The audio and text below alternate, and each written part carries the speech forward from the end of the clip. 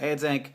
So my last video was about whether or not the people of the young generation these days are more apathetic than previous generations, and there's a comment on that video right now. It's top comment, 60 thumbs up, that says something to the effect of, "My problem isn't that I'm apathetic, it's that I'm not apathetic enough, and that I care about all of these different things, and there are so many different problems with the world, and it's really frustrating, and I don't know what to face first, and it's just depressing, and it's not, you're sort of constantly bombarded by different, like, messages about what the biggest problem in the world today is, and it's just sort of terribly depressing." And I get that. I totally get that.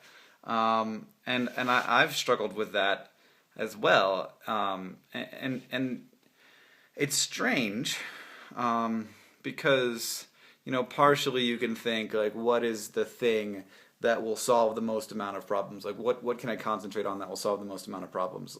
So a lot of people end up, in politics because of that, because you think, like, well, if I can get the right guy elected who agrees with my values, then he'll push for all the things that I care about.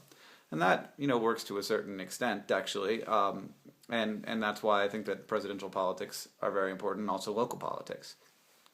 And then there's, like, are there ideas that solve a lot of different problems? Like, could we solve the problem of overpopulation, and that would solve both, like, human rights and war and environmental problems, all sort of in one. But of course, it's not an easy thing to say. How are we going to make people stop having babies? Because people like having babies.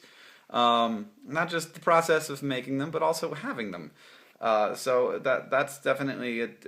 Also, there are organizations that frankly fight against overpopulation organizations. They don't want that kind of control to be had in people's lives, even if it's helping people choose better. So it's certainly a huge issue. Another way to respond to it is to find the thing that you care about the most, and that's often the thing that you're sort of, like, involved in generally, and that can be local stuff, like getting people to support local businesses, or, like, in my case, like, local stuff is YouTube, because that's where I sort of live a lot of my life, and so I get really upset when I see YouTube policies that I disagree with. And I kind of want to fight for those more than I want to fight for, some things that probably matter a lot more, like whether or not there are people starving in the world. So, it's always, and then, like, do you care about, like, pets? Because there's a lot of money that's raised just for, like, helping animals, like companion animals, find homes and not have to be put down. And, like, so there, but the problem is, how do you pick between all of these things? And my sort of perspective recently, and I've only come to this, within the past few months, is that I feel like there's a lot of different sort of inexcusable things in the world. But to find the ones that are the most sort of egregious, and not, like, hunger, because hunger is a very complicated problem that is very difficult to solve, but, like, policies. Like, stupid things that the world, or generally America, is from what I'm thinking about from my perspective, has done that, like, we just need to not have that be a thing anymore. And so those particularly egregious things that should not be allowed.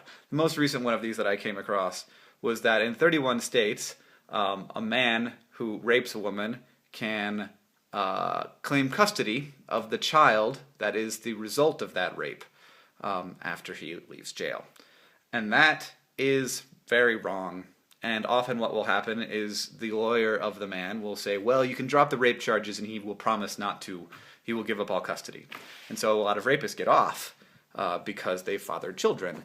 And if somebody can find this article, because obviously I'm not an expert on this topic, I just read an article, then please link it in the comments, and I'll put it in the description of the video if I can find it. And so, like terrible things like that, like, that's, like, sort of a one-off problem that I feel like we could fix. And there's a dog running at me now, so I'm gonna go. Bye, dog. So thank you for everyone for thinking so hard on this topic, and I'm really interested in it, and I'm really interested in how we're gonna make this world better. Maybe one issue at a time, but it's important to realize that the world's always going to be broken. There's no way to fix everything.